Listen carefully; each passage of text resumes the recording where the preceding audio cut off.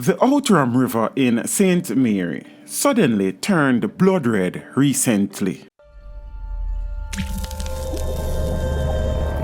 Teach them!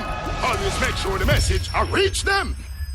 The Outram River, which runs through the town of Port Maria in St. Mary, appeared to have transformed to a red color on Saturday, the 27th of July. For some individuals, it was first they had witnessed any river in that state. At first, me see the river look like this. Rainfall Friday morning, so I'm not sure if that are the cause.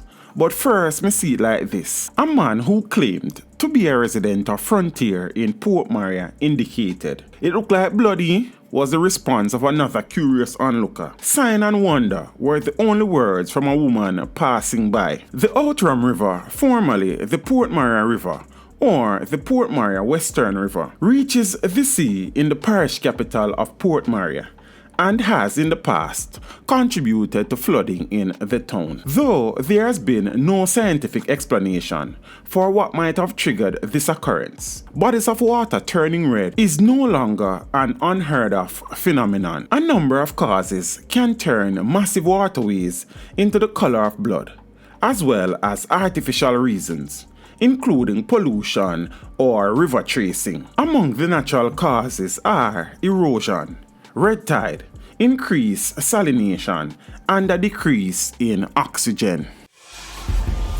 Teach them! Hey yo, hello! Send the message and make it reach them. It's teach them. Right here, Warlord representing. Thank you for watching. Please leave a comment below. Remember to like and share the video.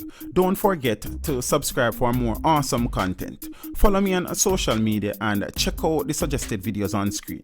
This is Teach saying, until next time, walk good, my friends.